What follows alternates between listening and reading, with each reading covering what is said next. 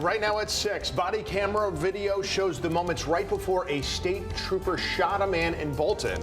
And it's not the first time that trooper opened fire on somebody holding a knife. We'll explain. Testimony continues in the Trooper North trial. We're going to share some of the testimony from a Lyft driver on what happened in the moments leading up to the death of Mubarak Solman. Plus an update on the fire at Central Connecticut State University this week. We'll tell you what students did after the fire started that officials say made all the difference.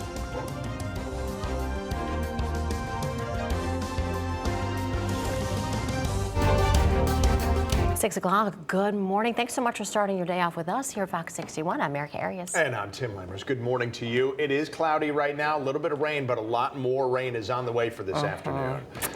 We're turning things over to Matt Scott. He's got more details. Yeah. Dry out there right now. Yeah, I was actually surprised. I thought it was going to be rain when I headed out. Yeah, no, actually, this is about, we said last night around dinner time we were going to get a break till about dinner time tonight, and that's when the action's really going to ramp up. That's why we told you about it yesterday. Weather watch alert in effect. Rain, some of it will be heavy, looking at 1 to 2 to even 3 inches. Some of you in eastern Connecticut may even get a little more. Heaviest is coming overnight tonight into the commute tomorrow morning. Stand by for that as we look for the potential, especially towards the east, for flooding. Cloud and radar picture, a lot of clouds, not seeing anything, maybe a couple of drips. But the rain is not the issue now, nor will it be through the afternoon. Later on the night, whole different story. Got a fairly impressive looking cluster of storms right over, moving into the Delmarva Peninsula, then back over towards the south into Georgia. We're seeing more, and that's what's coming here later on tonight. It's warm. 42 to 47 out there. Got 45 degrees in Hartford, so a mild day with conditions getting to 60 degrees. Here's the rainfall for tonight. Look at the colors, indicative of some moderate to heavy rain bands, especially closer to the late night, midnight hours. So get ready, get your sump pumps ready, especially if you're prone to flooding. This tapers off into tomorrow, but it is not done yet until that final line comes through tomorrow afternoon. Tomorrow's just not looking great. So cloudy now, cloudy later. We start with 45, reverse the numbers. 54 degrees, still dry when the high schoolers get off the bus later on today. That may not be an issue the later the kids get home. We'll talk about that coming up. Rachel Piscatelli on traffic, 602. Good morning to you. Hey, good morning, Matt. We're not following any incidents out on the roads. I'm going to alert you to a couple of areas of road work that have not wrapped up yet, but I would imagine that they will be doing so momentarily. Taking you first to Glastonbury this morning on Route 3 this morning towards the north and the southbound side from Main Street to 91. We do have some road work out there that may impact your morning commute just a bit if you're heading out now.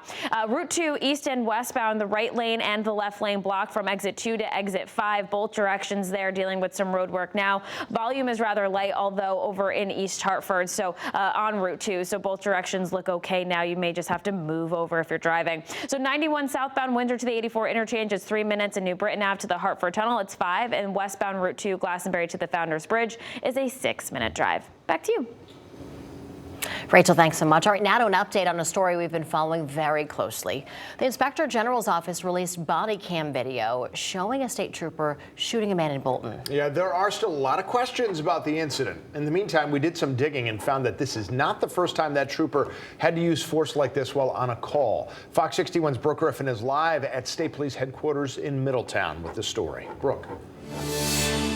Well, the video from the Inspector General's office that's been newly released shows just what officers are up against whenever they have to respond to situations that can get pretty intense. Now, in the video you're about to see, you'll see that troopers are standing just feet away from a man holding a couple of knives, really in maybe an attack position. Now, as you can see here in this video, Trooper Brian Cantina is about 10 feet away from 29-year-old Maxim Nowak. Reports show this call originally came over the radio as a mental health crisis that they needed to respond to. Nowak is holding 2 knives, one of them in a defensive position. Troopers asked Nowak to drop those knives multiple times for several minutes, telling him they will use a taser if he doesn't put them down. But after many commands, Nowak still didn't listen. Put it down. Put it down. Come on. Sir, listen. Let's go. Taser. Come on. Put the knife down, and I will put my taser down. Okay. Okay? And it's pretty hard to see in that video, but eventually Nowak begins twirling that knife. That's when Trooper Quintana fires 7 shots at Nowak. He is still in the hospital today from those injuries. The Inspector General's office has not yet said if the shooting and the use of force has been deemed justified. But this isn't the first time that Trooper Quintana has been in a position where he had to use force at a scene.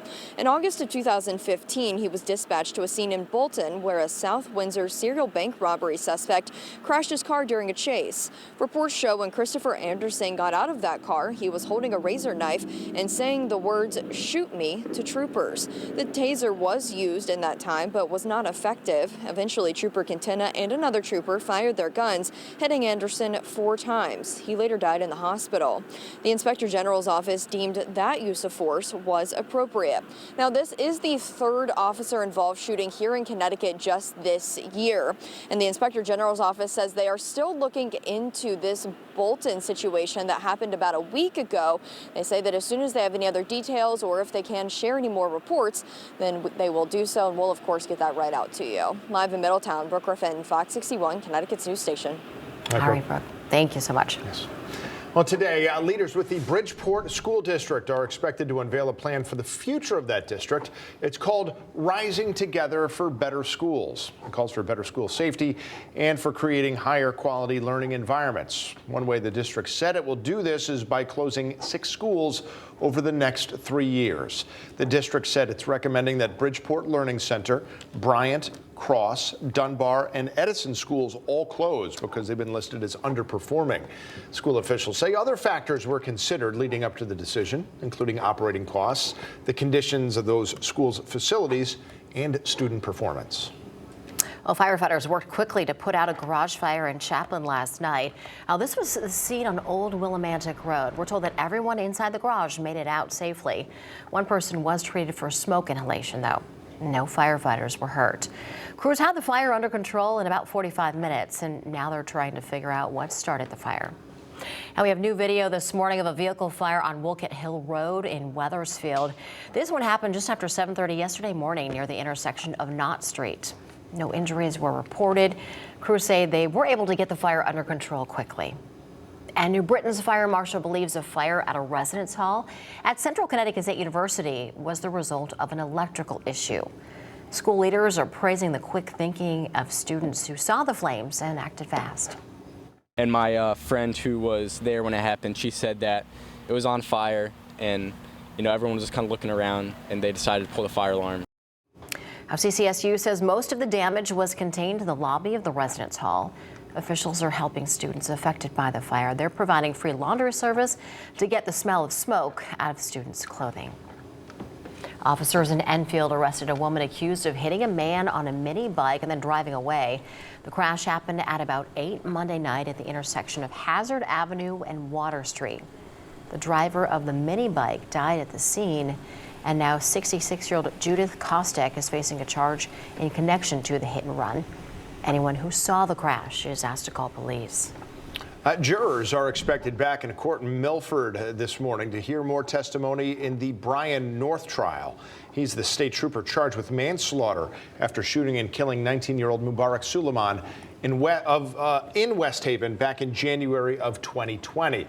Now, yesterday, jurors heard from Suleiman's Lyft driver on the night of the shooting. His name is Daniel Green.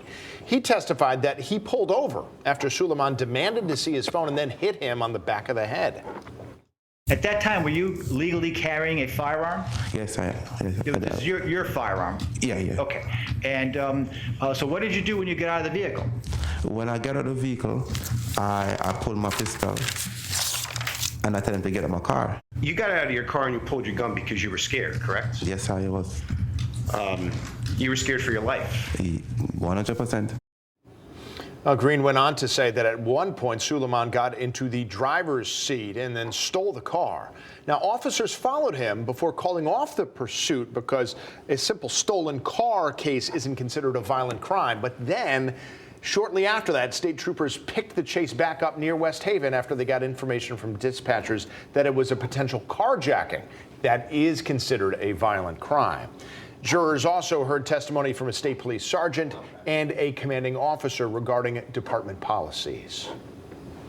Well, in other news, a man convicted of killing a woman in Bristol 4 years ago is expected to be sentenced today. Kevin Bard was found guilty of murder for stabbing Catherine Streetho-Machad in her home on Vance Drive in December of 2020.